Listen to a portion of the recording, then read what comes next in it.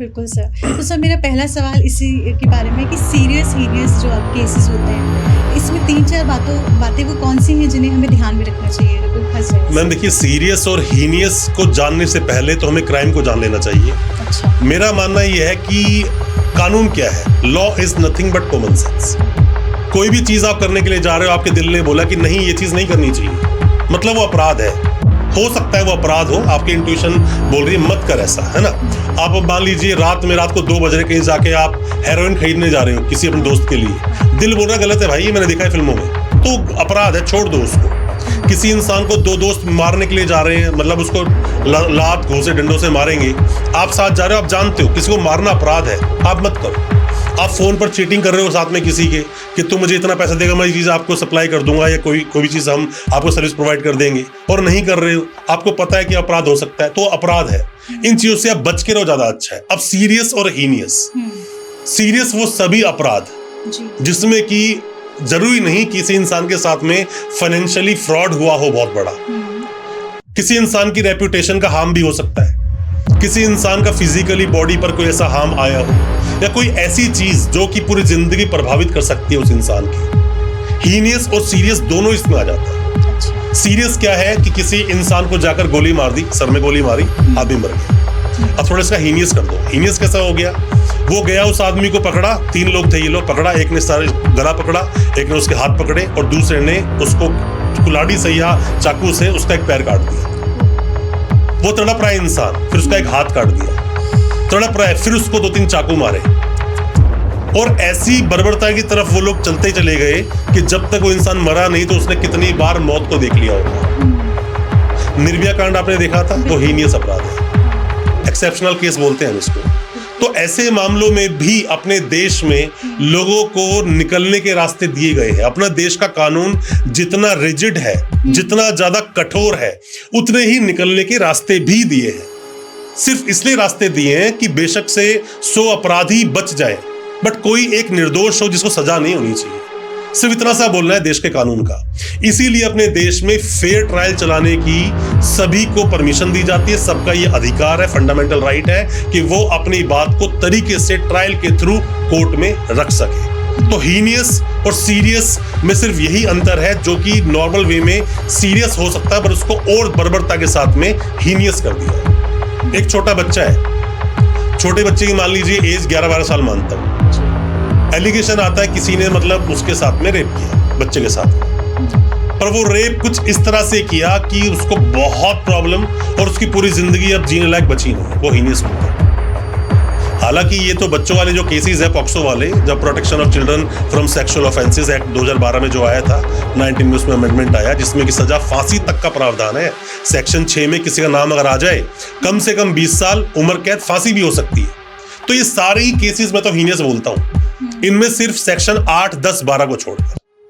अब आप ये बोल रहे थे मुझसे भी कि सर हीनियस केस हो या सीरियस हो, तो 4-5 पॉइंट बताइए, क्योंकि इसमें कई ऐसे भी लोग आ जाते हैं, नाम उनका आ जाता है जिन्होंने कुछ किया नहीं, पर उनका नाम आ गया। अब उनका नाम आ गया, पूरी जिंदगी जेल काटेंगे। तो यहाँ पर ये जो मैं बात बोलने जा रहा हूँ, ये सभी वकील साहब के लिए बहुत अच्छी है। ये अपने वो केसेस में इन चीजों को यूज करें। नए वकील साहब के लिए और ज्यादा काम की चीजें हैं, लॉ स्टूडेंट को समझना चाहिए।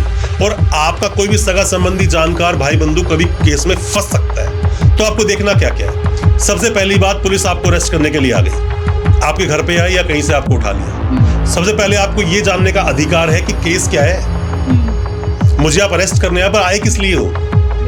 राइट टू नो बोलते हैं इसको। मुझे जानने का अधिकार है क्यों।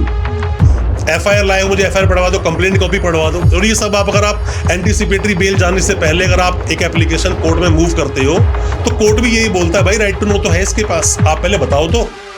अब उसको बताया, बताने के बाद में अगर मामला बहुत सीरियस और हीनियस है ना, जैसे ही घर पे पुलिस लेने के लिए आई, उसी टाइम बोलो कि भाई मेरा अरेस्ट मेमो ये बना दो। आपको अरेस्ट करना ही है ना, या पूछताछ करने आए हो? पूछताछ करने आए तो पूछताछ कर लो, अरेस्ट ही करना है तो यही अरेस्ट कर लो मुझे। आप मैं क्यों बोल रहा हूं ऐसा? मैंने ऐसे बहुत सारे केसेस देखे जिन केसेस के अंदर किसी को उठाया गया, अगले 2-4-5 घंटे तो पता ही नहीं चला वो कहां गया। 2-4-5 घंटे तो मैं कम बोल रहा हूं, 2-2 दिन तक पता नहीं चला वो इंसान गया कहां। क्योंकि उसी टाइम अगर अरेस्ट कर लिया तो पुलिस को 24 घंटे के अंदर अंदर मजिस्ट्रेट साहब के सामने पेश करना पड़ेगा। और अरेस्ट नहीं किया तो वो आपको लेकर चले गए, कहाँ लेकर के पता नहीं आपको। ऐसे में फैमिली को क्या रेमेडी लेनी चाहिए, इमीडिएटली 112 नंबर पे फोन कर दो। अगर उसको ले गए, आधा पौना घंटा 1 घंटा हो गया, पता ही नहीं कौन सा पुलिस स्टेशन है, कहाँ लेकर गए, आप फोन कर दो कि कुछ लोग घर पे आए थे और किडनैपिंग कर ली, किडनैप करके लेकर चले गए और हमें डाउट है वो पुलिस वाले थे भी कि नहीं। इमीडिएटली वो कॉल सर्कुलेट हो जाएगा और जहां पर भी वो इंसान है ना, आपके पास खुद कॉल बच जाएगा कि ये बंदा यहाँ पे है। ये अधिकार लोगों को पता नहीं है, इसलिए परेशान होते हैं। अब ये तो था अरेस्ट वाली बात। अरेस्ट किया तो ग्राउंड्स ऑफ अरेस्ट देने पड़ेंगे। उसमें देखो ग्राउंड्स ऑफ अरेस्ट है कि नहीं। मान लीजिए कि एक पुलिस आती है आपके पास कहीं भी। अब पुलिस आ रही है आपके पास हैदराबाद से। हैदराबाद तो फिर भी चलो लोग हिंदी भोजा जानते हैं। केरल के और अर्नाकुलम से पुलिस दिल्ली आ गई। अब वो लोग अपनी लैंग्वेज ही जानते हैं। वो यहाँ पर आए, ग्राउंड्स ऑफ अरेस्ट अपनी लैंग्वेज में लिख दिए, आपको दिखाया, आपने साइन भी मार दिए। तो वो ग्राउंड्स ऑफ अरेस्ट है ही नहीं। सिर्फ इस बेस पर मजिस्ट्रेट साहब आपकी कस्टडी पुलिस वालों को नहीं देंगे, बेल दे देंगे उल्टा आपको। मीर शाह का जजमेंट अभी रिसेंट में आया था, उसमें यही बोला गया ग्राउंड्स ऑफ अरेस्ट देने पड़ेंगे। सामने वाले को पकड़ रहे हो, आप उठा रहे हो, अरेस्ट कर रहे हो, उठा क्यों रहे हो बताओ तो, उसका फंडामेंटल राइट है, तो ग्राउंड्स ऑफ अरेस्ट ले लो। अगर मामला एक, मैं आपको केस बताता हूँ आपको, हीनियस और सीरियस और क्या क्या बातें आपको ध्यान रखनी चाहिए। हमारे पास एक केस आया था जिस केस के अंदर की सामने वाला काउंटरफिट करेंसी वाला केस था, कि वो जो करेंसी वो छापा करते थे, करेंसी वो छापते थे या नहीं छापते थे, वो मैटर ऑफ ट्रायल है। वो ट्रायल डिसाइड करेगा क्या हुआ क्या नहीं हुआ। पुलिस की स्टोरी ये बोलती थी कि जब हमने किसी एक को पकड़ा, उसके पास से लगभग डिनोमिनेशन मतलब कि 20-25 हज़ार रुपये उसके पास मिले, कुछ अलग अलग नोट 500 के उसके पास से मिले। उसको जब पकड़ा तो उसने इसका नाम लिया। जब इसके पास पहुंचे तो वहां पर तो पूरा जखीरा अवेलेबल था, बहुत सारे प्रिंटर्स थे, बहुत सारी अनप्रिंटेड करेंसी पड़ी थी। करेंसी तब तक करेंसी नहीं है जब तक वो पूरी तरह प्रिंट होकर मार्केट में किसी को ऐसा अंदेशा ना हो कि असली है कि नकली है। जब तक वो हाफ छपे हुए करेंसी थोड़ी हो सकती है। तो उसके अंदर सब कुछ क्या हुआ, मैंने उनसे सवाल पूछा जब कोर्ट में चल रही थी वो हियरिंग, तो मैंने कहा कि आपने सामने जाके सर्च एंड सीजर किया। सर्च एंड सीजर तब तक सर्च एंड सीजर नहीं होगा जब तक उसे इंडिपेंडेंट गवाह से विटनेस नहीं करा लोगे। उस सर्च और सीजर में कोई इंडिपेंडेंट विटनेस ही नहीं था। और अगर नहीं है तो क्या पुलिस केस को प्लांट नहीं कर सकती? अब आप ही बैठे हो, पुलिस यहाँ पर रेड मार दे अभी और आती आपको बोले अरे मैडम आपके पास से तो यहाँ पर 100 ग्राम हेरोइन मिली आपके पास। वकील साहब आप इनको मतलब इसको आप हेरोइन सप्लाई करते हो, आप इनसे लेते हो, तो आपको भी सेक्शन 29 में डाल रहे हैं हम लोग। अभी तो यहाँ पर कुछ हुआ ही नहीं है ना। पर इसीलिए देश के कानून में अब नए प्रोविजन में ये आ गया कि आपको पूरी वीडियोग्राफी करनी पड़ेगी। अच्छा, प्रूफ के साथ कि हाँ आपने इनके पास से सीज किया, और इंडिपेंडेंट विटनेस भी होना चाहिए। पहले ऐसी इतनी ज्यादा हार्श मतलब गाइडलाइंस नहीं थी, पर अब तो करना पड़ेगा। अगर वीडियोग्राफी शुरू इस गेट से हुई है तो भी नहीं चलेगी, प्रॉपर वीडियोग्राफी होनी चाहिए जी। तो आपके पास सर्च एंड सीजर में इंडिपेंडेंट विटनेस होना चाहिए। आपको मैंने ग्राउंड्स ऑफ अरेस्ट बोल दिया, वो होना चाहिए। आपकी फोन को उठाती स्क्रॉल डाउन वो शुरू कर दे चेक करना। राइट ऑफ प्राइवेसी नाम का एक वर्ड होता है।